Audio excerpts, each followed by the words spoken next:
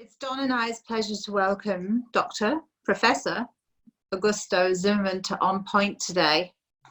We are very grateful to you allocating some time to us, Augusto, as you are such a busy man. What we especially like about you, though, is that you always make time to follow up with people that want to hear your wealth of knowledge. Thank you very much. It's a pleasure. Thank you. Augusto, would you mind telling our audience about yourself? Where you grew up, your family life, your interests, academia in law, and especially your interest in family law, and your passion. Yes, so I was born on the other side of the world. My grandfather, as I say, was German, and so that I have this German name. But I'm a Latino German, and that makes me passionate and dedicated at the same time, very much so, to my work. Right. But I was a professor in my country, in Brazil, Rio de Janeiro. And I decided to have a second life when I was 30 years of age. I migrated to Australia to study law, even though I was a professor in my country already and teaching at the postgraduate level. Then I decided to study law in Australia. And I also graduated with a PhD in law, in philosophy of law, and the topic of my thesis was on the concept of the rule of law, and basically what leads to the realization of the rule of law, or what can undermine the realization of the rule of law. When I finished my thesis, I got an invitation to be working with a person who I admire very much so, Emeritus Professor Gabriel Moines. And he was the law dean at Murdoch University in the good old days of Murdoch. And he invited me to join the academic staff at Murdoch. And I became eventually the director of postgraduate research. And I became also associate dean for research. So I was the second in the hierarchy there. Then after that, I was appointed by the then Attorney General of Western Australia, Mr. Christian Porter, who happens to be now Federal Attorney General, and perhaps was the best thing he has ever done in his life, was appointing me to the Law Reform Commission of Western Australia. I became a Law Reform Commissioner then, and I served as a commissioner for 5 years. And my understanding of the matter is based on my solid research on the subject when I was a commissioner. We were called by the then Attorney General to write a comprehensive report and suggesting as a result alterations in the legislation in the issue or the matter of violence restraining orders.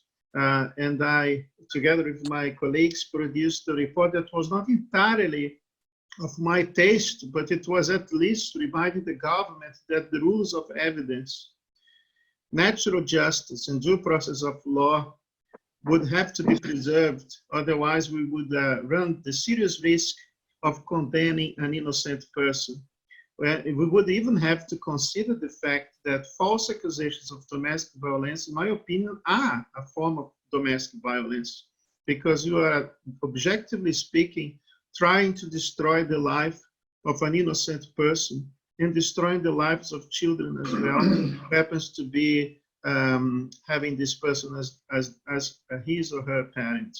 So I thought this was despicable, and I had very unpleasant interactions with some of these stakeholders. And that's what made me more aware of the radical feminist threat in this country. Some of these feminists have no commitment to the rule of law or the protection of individual rights, because they are basically advancing an agenda that's above all violating basic rights of the individual. Absolutely. It's very regrettable indeed. When I asked you, Augusto, what you would especially like to discuss with us tonight, your chosen subject matter was the feminist theory. So I would like you to tell me about basically In reference to the Quadrant article that you wrote, the feminist abuse of women, can you explain why it is that women are paying the price of empowerment of the leftist woman? I think you are totally right about that, because one of the victims of the feminist ideology is undoubtedly the women who happen to disagree from the radical agenda. You have women who find it now very difficult to be engaged in a stable relationship, for instance, because men are extremely afraid in Australia of making a serious relational commitment. And of course, that's the reason of the destruction of the contract of marriage. In this country, I would say that is a very bold act of a man to be married, because my experience is that some of these men have basically lost not only all the material possessions, but also their own children. And some of them are not even here to tell us the story because they have taken away their lives. One of the leading causes of suicide in this country is divorce and parental alienation, where men are basically left with nothing. And of course, this is terrible for good women, because they feel that it's very hard for them to be trusted by men and to be actually able to have a person who is able to, as I say, be committed to such a bold maneuver. It's a very courageous act to be engaged in a contractual marriage in this country, because it's a contract that punishments and penalties are not enforced. We have what is called in this country a no-fault divorce. And this, combined with the fact that a parental alienation is financially rewarded rather than punished, make this country quite extraordinary. Because in a civilized, normal country, a person who commits parental alienation should go to jail, not be financially rewarded. So what kind of country is that rewards misbehavior and punish the innocent? It's really despicable. And it has to definitely need to do something about this. Well, There's no other word for it. Indeed. The Minister for Children Affairs, I think, was saying that parental alienation was a cuckoo theory, not real. Well, So, even to the point that the Law Council of Australia has just intervened in this whole inquiry to say that the inquiry should be brought to an abrupt end, because some people are raising their concerns about the domestic violence industry. This is despicable and unacceptable. And I say so as a former law reform commissioner, because I am entirely aware of the fact that at least 80% of the interim restraining orders that are issued on the grounds of supposed domestic violence are actually cancelled for the lack of evidence. So to deny the reality that many lawyers, family lawyers, instruct their clients to make false accusations is bizarre, and it's outrageous. We even have a comprehensive article on the subject published by a very prestigious law journal, written by the leading family lawyer in this country, Professor Patrick Paxson, who happens to be the dean of the law school at the University of Queensland, saying that some lawyers are indeed instructing their clients to make false accusations of domestic violence in order to obtain undue advantages when it comes to two things: custody of children and an upper hand at property settlements. are you surprised in looking at the groups and persons that are making submissions and see that the committee is absolutely overwhelmed with submissions from feminist groups and from different legal fraternities? Well, I am not surprised with anything in this day and age. But one thing that is very interesting is that this was not supposed to be a lawyer's talk fest. It was supposed to be inquiry where people can be heard. Mm-hmm. And the chair and the co-chair of the committee, who I used to respect very much so, actually are either being very incompetent or they are actually being deceiving others, because the chair has the moral duty to conduct this inquiry in such a manner as to allow those who are the real victims of the system to have a voice, and not those who actually can obtain, namely the family lawyers, financial advantage at the expense of people's misery. If this inquiry continues to be conducted in such a manner, I will, with all my might, all my strength, denounce this, because it is a betrayal of the promise made by the Prime Minister that this should be the people's inquiry. It's becoming a lawyer's talk fest, and it is pretty reprehensible and pretty disgusting, in my opinion. Yeah. You said that you'll use all your might to fight this inquiry if it continues on the path. Have you got any ideas on how this can be won? Well, I think the best thing to do is to expose the problem. And another thing we have to do is to campaign against these weak politicians that we have in this country, and to hope for a total renewal of the parliament. Certainly, this problem is not only about judges being incompetent, but also the law being very bad. And I think, as a good jurist, I believe that the law should be always an instrument of justice. So if the law creates injustice, it's the moral duty of the judge to apply what I would regard as a jurist, the higher law, because the purpose of the law is ultimately the achievement of justice and the protection of individual rights and freedoms. If the law is undermining basic rights and freedom, is the moral duty of a member of the legal and judicial profession to not apply this law in order to apply higher principles of law that will preserve the rule of law and the basic rights of every single person in this country.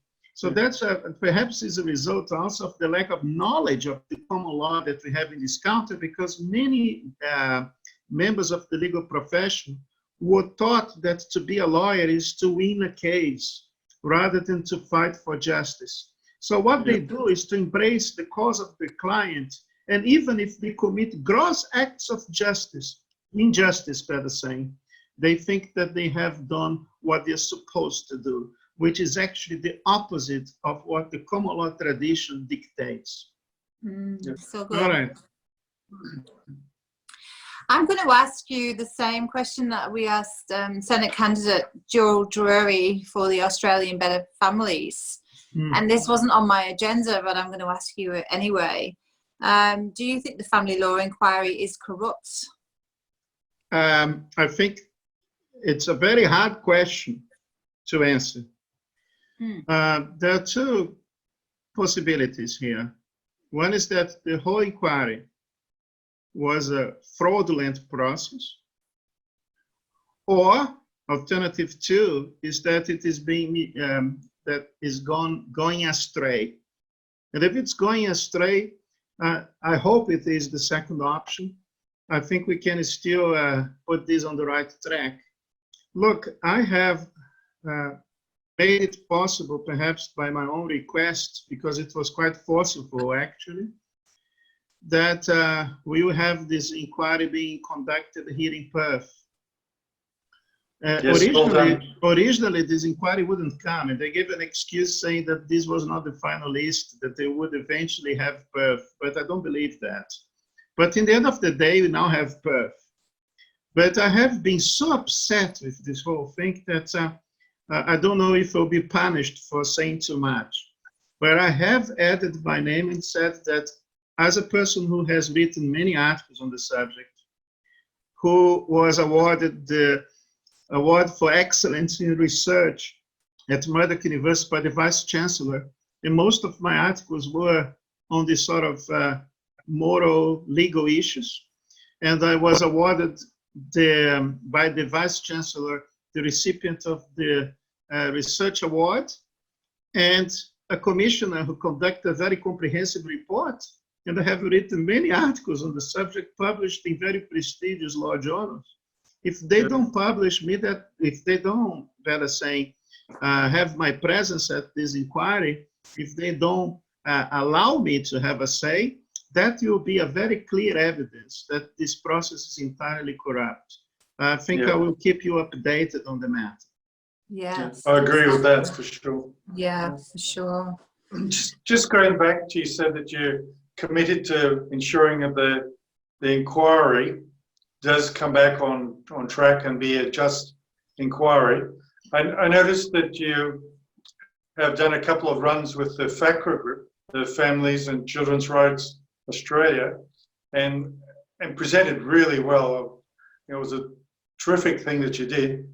Do you think that we need to educate, well, inform, educate, and enrage the public before this family inquiry comes back on track? Well, I think it's always important to speak out on this matter, even because there's so many people who basically lost even their hope and their capacity to speak for themselves. Look, I happen to be a Christian, and I think that we have to fight for the weak and those who are the most vulnerable in our societies. And I think that there is no doubt here that there are some people who have been unable to express themselves because they are discouraged. Some of them are even suicidal, I must say, because when I was in my office, I have lost the occasions, the number of moments in which some people would contact me to express their state of utter desperation. And I have to behave more like a psychologist than as a lawyer. Yeah. And I hope that I will be able to one day know whether these people are still able to move on with their lives, because some of them clearly were about to give up of everything and commit perhaps suicide. I find it despicable that these politicians are being aware of the matter, because I have even on many occasions communicated to them the problems that are happening. And I have even photocopied, deleting their names, of course, their accounts of what happened to them.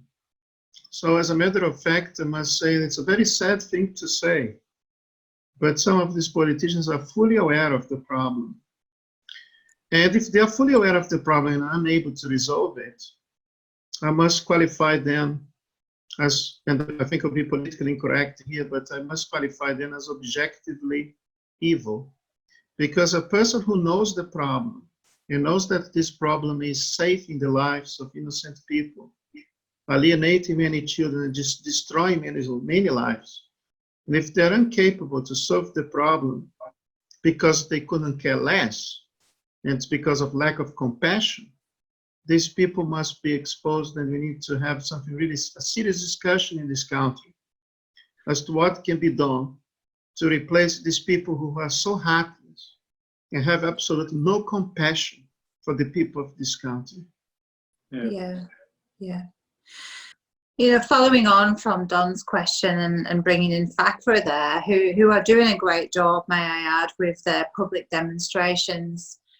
They are more than just a group of people on social media that are just complaining. They are actually out there getting in the public, putting their banners out, having their protests as big or small as they are, and you're joining them. And I wholeheartedly back them. Although every time they go out on the bridges, I'm always on night shift. I'm sorry, FACRA, and if I can join you one day, I will, I promise. But Augusto, are you ever afraid of the impacts that your opinions and on your career, you know, joining the FACRA groups, going out there demonstrating and sharing your opinions, do you ever worry that it might have an impact on your career and your status? Well, look, we are dealing with a matter that is highly oppressive even because we have some people who are extremely intolerant. And we are talking about bigots who would do everything you can to destroy your life. I have never had, and I teach jurisprudence, and I have taught for many, many years legal theory at Murdoch University. And some of my topics are Marxist jurisprudence in the Soviet Union. And I don't have good things to say because I'm definitely not a supporter of the Soviet regime. And I also have a topic called Nazi jurisprudence. It's about the Nazis. I have never had a Nazi coming to me to complain, and I have never had the experience of a Nazi going to my law dean to say that they are upset about what I have said regarding the National Socialist regime. But when it comes to feminism, these are the most despicable human beings I have ever encountered in my life. They are vicious, and they have gone to my dean several times in the past when I was working at Murdoch to complain about me because I dared to criticize this ideology, which is intrinsically a very totalitarian one. It is unbelievable, the sort of behavior of these people. And they tend to be quite irrational, by the way. In many ways, to have a discussion with these people can also be very traumatic. And in many ways, are even a waste of time. It's almost like throwing pearls to the swine. So I have decided to be bold and courageous on this because it's ideology based on fear and on intimidation. And I think I will be defeated if I cave in and be silenced. But if I do so, I will be compromising the future generations. I'll be compromising future mothers. I'll be compromising the future of future fathers and children. And I feel that I have the moral obligation. If they do such a thing, it's another evidence that I'm probably doing the right thing then. You are. Thank you. Greatly appreciated. Yeah. Thank you. It's wonderful. Really have two friends here now, and I can talk about this confidently. And we have to speak out the truth. There is no other way to be engaged in such a debate. No, we need to get it out there. Look, in your article in the Quadrant, in relation to the feminist abuse of women, you describe a connection between the rise of feminism and the growth of what is often called the nanny state. Can you explain this further to our audience? With pleasure. And the fact is that some women, unfortunately, are being told by this sort of people that they should not feel satisfied in maintaining their marriage. So as a matter of fact, this can only happen as a result of the replacement of the family unit by the big government. And in many ways, some of these radical feminists, they are married with the state, and they expect the state to be the ultimate provider. And certainly, as a result of this, they have created some alterations in the legislation whereby they can offer financial advantages out of, I would say, the misery of the former partner. So one thing that's pretty despicable in this country is the fact that once a woman, for no reason whatsoever, leaves the marriage contract, she can immediately call the Department of Child Protection and demand that this poor father, who has been miserably betrayed by the mother, that now this father will have to reward this person for the immoral behavior of this person. And because the law, even though was conceived out of a feminist agenda and ideology, because of this law, for intents and purposes, written in a gender-neutral language, we also have women becoming the victims. And I know many women who now are victims of false accusations of domestic violence. They are the victims of feminism. When they become falsely accused, when they have to pay child support to an unfaithful husband who now lives with his lover, and he was planning 1-2 years in advance how to destroy the life of this woman. I have come across now with many women who are now the victims of the legal system, evil legal system, that was conceived by this totalitarian ideology called feminism. Yeah. Which has nothing to do with equal rights. I don't understand why women can call themselves feminists. How about talking about justice? How about talking about equality before the law and the rule of law? I find it very dangerous for women to describe themselves as feminists, because then they associate themselves with people who are decent individuals would never want to be associated with. So what can we do to help alleviate this problem, this totalitarian, I can't even say the word properly, the way of thinking? Like what can be done about that? I think we should be bold and courageous, because this is an ideology based on fear. And women also, in this case, become the main victims of this when they have to speak out on this matter in order to protect their poor fathers, their poor sons who have been victimized. I think it's the moral duty of every decent woman to fight for the family, for her family, and fight for her father and for her sons. Yeah.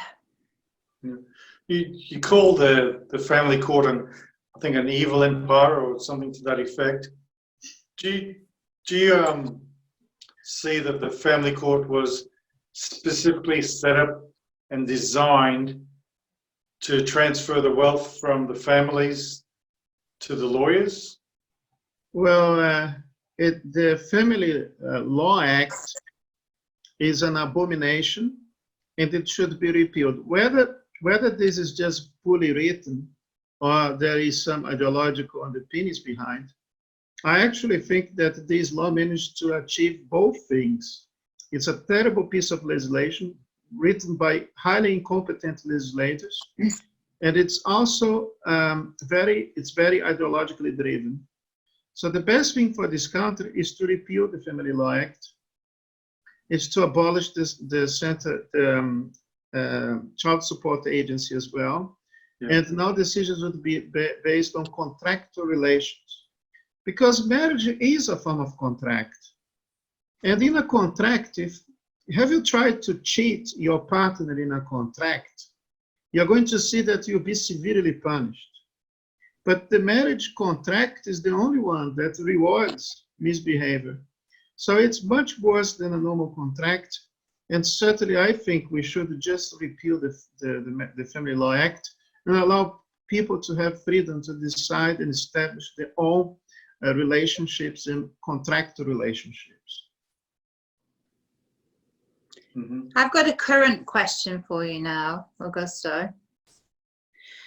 In the current climate of COVID-19, we have seen comments on social media in regards to an increase in domestic violence due to the potential of self-isolation and it's basically being aimed at men attacking women, and women being more vulnerable to being in enclosed quarters with men. What's your opinion of what's going on out there with these comments? Yeah. Well, there are a couple of things to say about this. One is that a man who abuses of his wife must be dealt accordingly by the law. So I think what we need to do is to punish the guilty. And another thing you have to bear in mind is that there are some, and I would say even lawyers, I must say, and I'm not afraid of saying so, who instruct these people to provoke a reaction. There are other forms of violence that are now even specified by the legislation, including emotional abuse.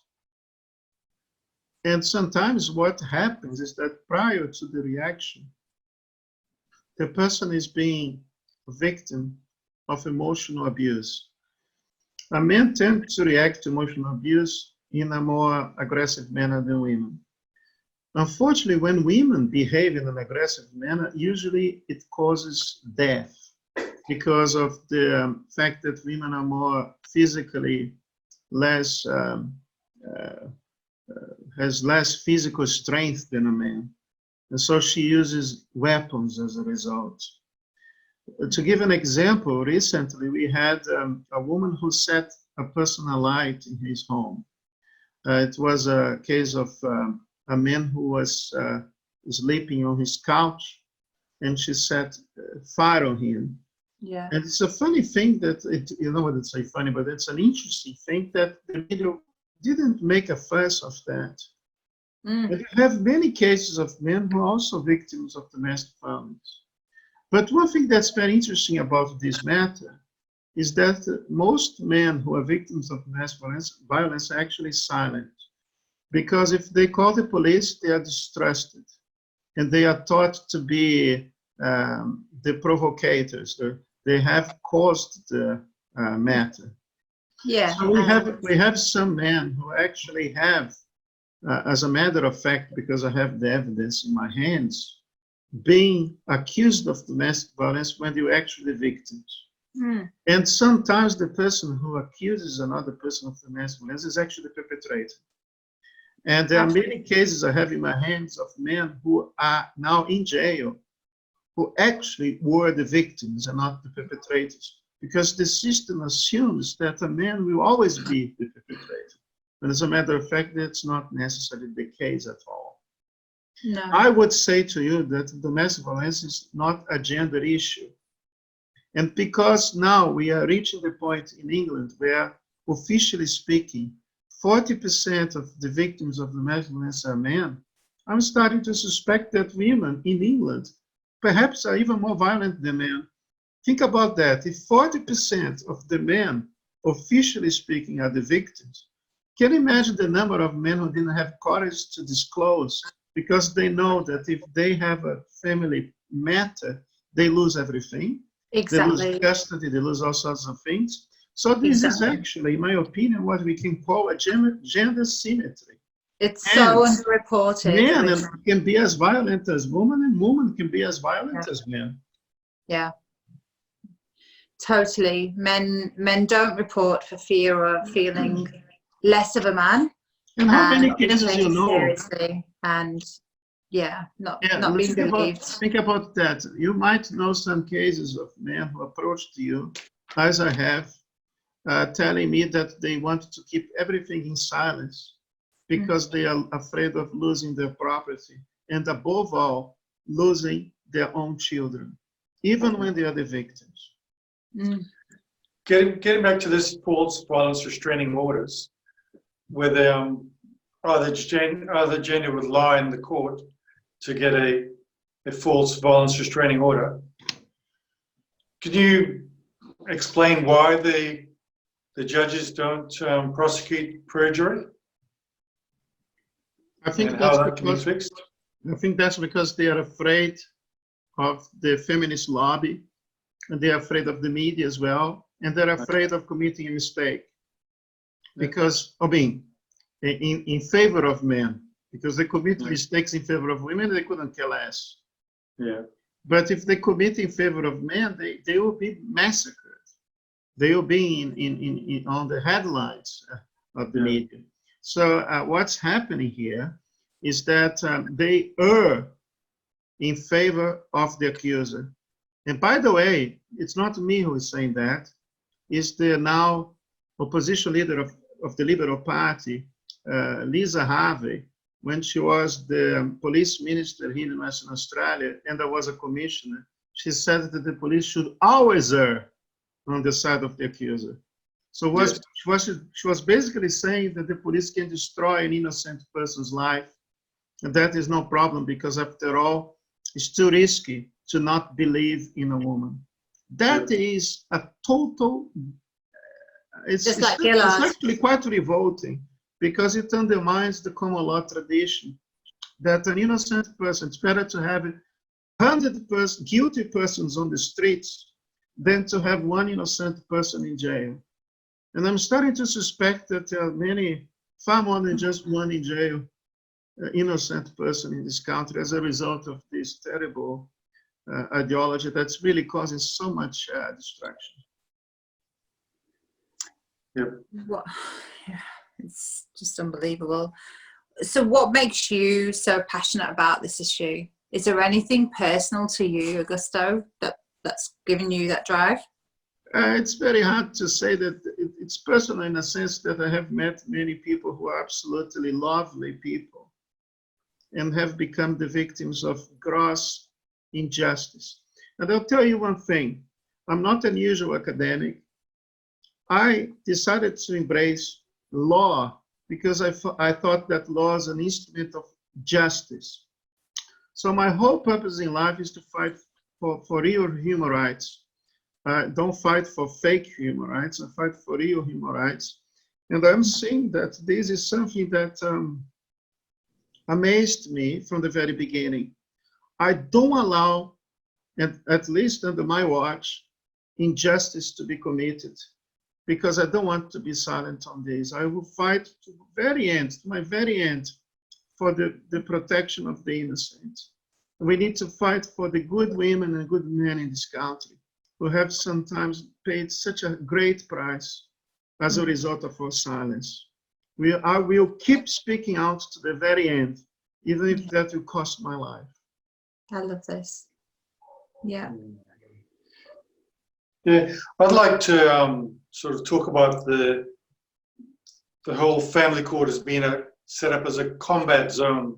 You know how they use this primary caregiver and set it up as a prize, which in sense causes the parents to fight each other even further. You know, it encourages the conflict, inflames the conflict, and prolongs the conflict. You know, when it's used in collaboration with no prosecution for making false statements. So to me, I think the family court is set up as a combat zone specifically for the lawyers and have no care at all whatsoever for the children. Well, I couldn't agree more. I think you have expressed yourself very, very well indeed. But I would like to say that what we have that might work in different areas of law is the adversarial model.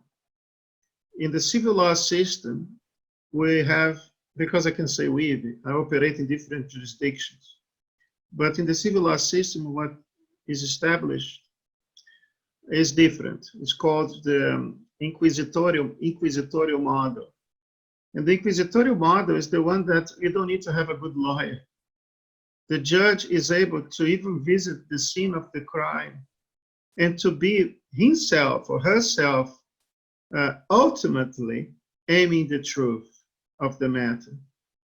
And that gives the judge the capacity to be making decisions even regardless of the evidence being provided, because he can have the freedom to seek the evidence by him or herself. That's the inquisitorial model. And I think this is the one that should be adopted at the family court level. Why is that so?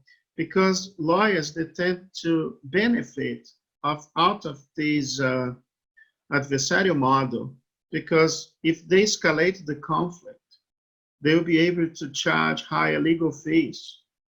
And as a matter of fact, I start to suspect that some lawyers love it because they can exchange unnecessary messages. And every time they contact the other party, that costs money to his or her client. And so as a result of this, only the lawyers will profit, and the clients will be basically at the end of this, sometimes even bankrupt. And I know people who have spent $1 million at the court, to his utter despair, after winning the case, they haven't been able to see their children because the child support agency sponsors parental alienation. And if a parent, even having a court order that cost him sometimes $1 million, the court order is disregarded, and this person not able to see his child in a state of utter desperation commits suicide. And that's the leading cause of suicide in this country. Yeah, thanks. Yeah. Wow. Good. So deep. Mm. It is. It is. Can I ask you, Augusto, Mm-hmm. if there was one thing you could say to radical feminists, what would it be? I just think that they should have a concern about the fact that one day they were conceived by a father and a mother. And one day they'll have a son, and the sons can become the victims of their behavior. So I ask her to have a little bit of compassion, a love for the neighbor, and abandon this ideology that has caused so much pain and suffering to countless women and men in this country. Yeah, yeah. Do you have any regrets, Augusto, during your career in life? Like anything that you would have changed, anything that you've said or done that you've regretted doing or you wish you had done in hindsight? I don't know if I can say I have had regrets, but I've tried to do my best, and that's the most important thing. You know, the last thing I want in my life is to have to go to my night of sleep and not have my conscience clear. Mm. So, I mean, I am just a human being. I'm fallible. I'm a sinner. And sometimes I commit mistakes. But I ask you and anybody else, if I have ever committed a mistake, to forgive me. Because I will continue to try my best. And I think that the reason as to why I'm a lawyer is because I have really a passion for these matters. And I just want to do my best. And of course, being fallible, it's not necessarily the case. But I think the most important thing is that we try our best. And even if the world goes downhills, the most important thing is the world will never change me. And it's better to live a whole life fighting the good fight than to die today as a coward or to die in the future as a coward. I prefer to bear the saying, to die as a hero today, fighting the good fight, than to live my whole life as a coward. And I think in the end of the day, I'm telling now to the parents who have been alienated from their children. Thank God it's not my case. But if these parents have this situation, they have to prove to their kids that it was not in vain, that they turned evil into good, and they fought for others who are in need. I think it's a very important thing to bear in mind, that we never waste a crisis, and you have to turn evil into good. Thank you. You really are an admirable man. I really feel you, and I have one last question for you, which is our big question that we ask all of our guests. And what would your last words be if you would impart any knowledge in this arena, if you were on death row, to any man, woman or child or society? What would it be before you left this earth? That's a very hard question. I would say that I would be in heaven praying for them, and I would be asking God to bless them and protect them and deliver them from all evil. Perfect. That's beautiful. Thank you. That it really is beautiful. Wow. Do you have anything else you want to ask on to Augusto? No, I think we've covered a fair bit. Yeah. Been really good, really Yeah. excellent conversation. Thank you. Well, it was a great honor, guys, and thank you so much. No, For the opportunity. it was all our honor, and we really appreciate you coming on here. You're so well respected and well knowledgeable. We'll get it out there, and we If hope there's anything that we can help with, just give us a call. We're there, 100%. Thank you so much, guys. Thanks Thank for the you. opportunity. Thank you Thanks. so much, Dr. Zimmerman, Professor Zimmerman. Thank you. Take care. Thank you. Thank you. Bless you. Bye-bye. Thank you very much. Thank you. Bye-bye. Yeah.